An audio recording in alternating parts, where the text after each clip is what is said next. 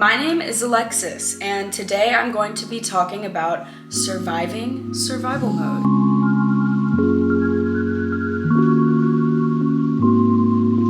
And healthy ways I have found to deal and cope with trauma.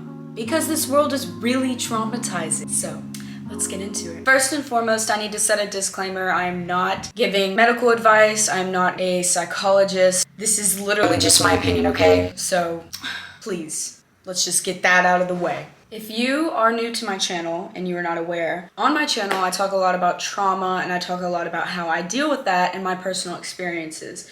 And my hopes with that is to inspire others to deal with their trauma in healthy ways as well. Am I a perfect role model? Absolutely not. Do I take my own advice? I try to. Do I always? No. So, with that being said, we are all learning here, okay? I have consistently been dedicated to therapy since January of 2021, and it has helped me so much. So, the number one tip I have is if you don't have a therapist and you do have access to therapy, even if it's something like BetterHelp, and this is not a sponsored video, there's a lot of like community counseling clinics that I've in cities that I feel like people can go to. So, you live in a city, look at your local schools. If you're out of school, talk to your counselor. There's options, you know. And maybe, you know, we work with what we got, okay? If you therapy, chef's kiss. It will change your life for the better. Honestly, biggest mistake too with therapy is don't be like, well, I've been happy lately, I just don't feel like I really need it. Therapy is useful during all parts of your life. Even if you do not even classify yourself as someone who struggles with a mental illness, you could still benefit from therapy. It really genuinely helps to have a professional help you become self-aware and grow and learn as a human being and as an adult. Because I feel like a lot of people don't realize the connection between our mental health and our physical health. If you are not taking care of your mental health, your physical health will suffer from that.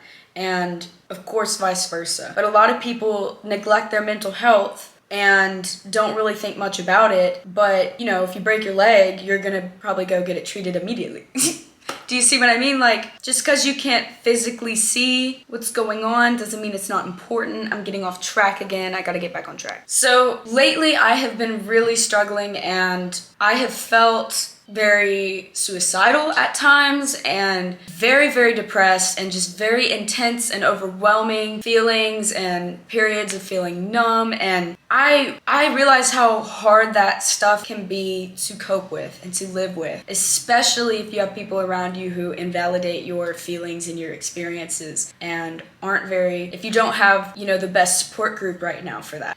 It's unfortunate and it sucks because that stuff really helps to have a support group. And if you do have a support group, I beg you to open up your heart and lean on people that you trust, because that really makes all the difference when you're struggling. What I'm talking about with survival mode, even if we are completely safe in the present moment, we can still respond with a trauma response. So what exactly is a trauma response? So what happens when we experience trauma, our sense of security is, and that can set off this alarm and this fight or flight response in our nervous system, in our bodies. And that can be really mentally draining, physically draining, and hard to deal with. And it's important to become aware of when you notice you are having a trauma response. That's one thing I'm still learning, is just bringing awareness to it. Bringing it back to the basic needs. Have your basic needs been met? Are you stuck in a survival mode trauma response? Have you eaten today? Have you slept recently? Are you drinking water? Are you sad or angry? Sometimes when you're having a trauma response, it can be really hard to eat and brush your teeth and just function. And before you know it, the whole day's gone and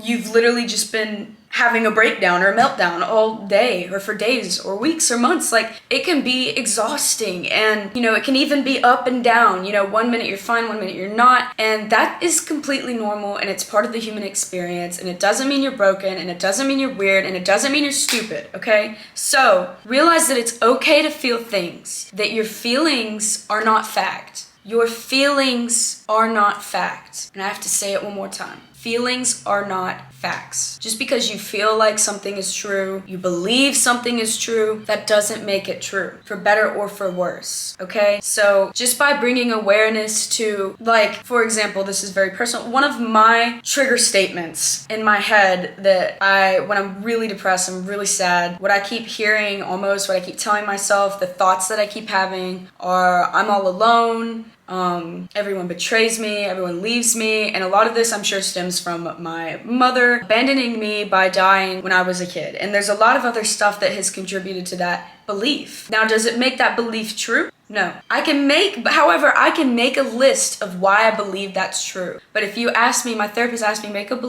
list of why you believe that's not true, why the opposite is true, why you are not alone. I really struggled almost to come up with answers, and it's not because it's not true. It's not because people don't care and I don't have people and I'm all alone in this world. It's not because that's true. It's because I believe it's true. I feel it's true, you know? And that doesn't make it any easier to deal with. But the first step is realizing that your feelings, just because I feel like that's true doesn't mean it's fact and that it is true. So feel your feelings. I mean, please, for the love of God, feel your feelings, every bit of it, every emotion, every sadness, every happiness, every high, every low. Feel it, embrace it, allow it, surrender it, and just let it be. Let it have its way, let it flow out, but don't dwell. And that is easier said than done, but at least bring awareness when you are dwelling. Be like, I'm dwelling right now, that's not where I want to be, but that's okay, I'm gonna allow it, and I'm bringing awareness to that, and I'm working on it, you know? That way you don't have pressure, and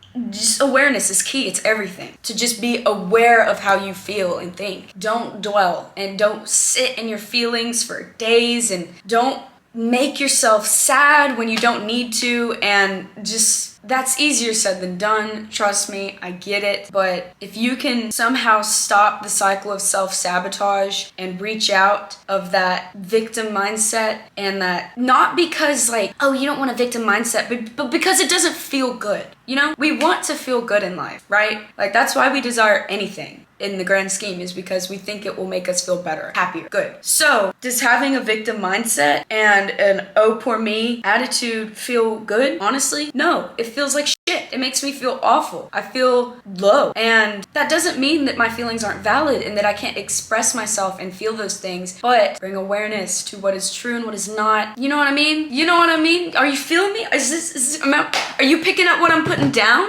And really, oh my gosh, something that helped me so much, because like sometimes the feelings are so overwhelming for me and so intense, and like I can't even describe it.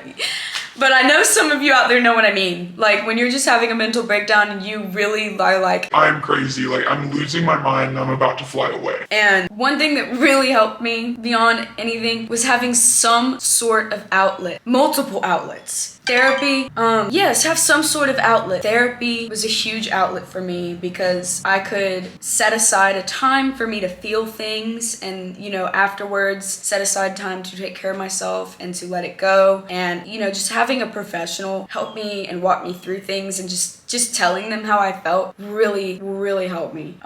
Like I said, if you don't have access to a therapist, journal, okay? Be raw and express yourself in a journal. Not everyone is deserving of your raw emotions, but you should still express them in some way. Write it down. Make a video diary. I have so many videos of me just blabbering to this camera, just talk. For like, literally, I have hours of footage of me talking. I have hours of footage of me talking and crying and screaming. And, you know, it's not like I'm making these videos and I'm like, wow, this is great content. People are gonna love this. I'm gonna go viral. I'm making those videos because it's like a diary for me. It's like, I feel like I'm telling my best friend, even though it's a camera. And it's some sort of outlet for me. Find your outlet. Find multiple outlets and rely on those in times where you were just about to fucking explode, you know what I mean? Acknowledge your emotion, honor your emotions, but don't dwell. Go outside, get some fresh air. God, I know how it is like to be so depressed that before you know it, you've been inside for days, it feels like. You know, you only go outside when you have to. And that's not good for you, okay? You've got to get outside, you got to get some fresh air, put your feet in the grass. Even if you crawl out the door and just sit on your front doorstep for 5 minutes, do it. I mean, geez Louise, it helps. Take a couple deep breaths. Really make your #1 priority asking yourself these questions. Have I drank water? Have I eaten? Am I sad or angry? Ask yourself the basic questions to become aware of how you're feeling so you're not just this spiral of emotion. You are stepping more into the observer of what's going on. Make taking care of yourself your #1 priority, even if that's as little as eating a meal. And even if you can't even finish a full meal, a piece of bread, eat a piece of cheese, something. Like, we can do this. Like, there were times where I literally wouldn't eat for like, I wasn't eating properly for like days. I mean, I remember being depressed during times of my life where it was like months. It felt like years like that. And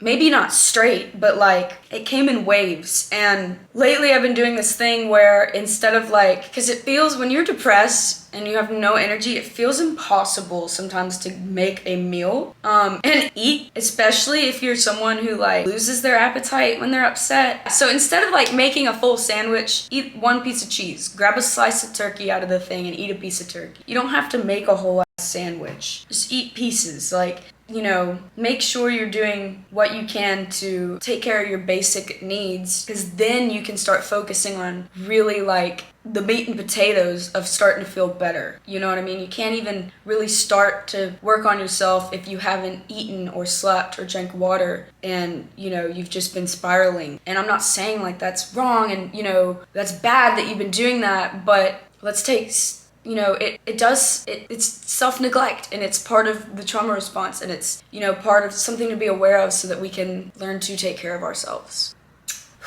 So yeah, but lately, like I said, I've just been really going through it, y'all, and just the past few days I'm feeling a lot better. The sun is shining and the depression has faded away and I've entered mania. No, I'm just kidding. But when I was really struggling, it helped me when I found this video on YouTube about, you know, because sometimes it's just hard to even like pay attention to a whole video and watch a video. You know what I mean? You just like, so I want to make more content like this to where you don't necessarily have to like sit and watch me like and listen to every second, like look at me the whole time. But if you want to, you can. That's great. I love that. But if you're like cleaning or making coffee or driving or whatever, and you just put my video on in the background, that is I think some content I really want to start making more of. So if you like this style of content of me just talking directly to you, and I just feel like it's more of like a connection and you get to realize like more of like my values and who I am, so we can build more of a community rather than like just an audience and like building followers, you know what I mean? So I want to hear from you. I want you to comment down below. I want to comment back.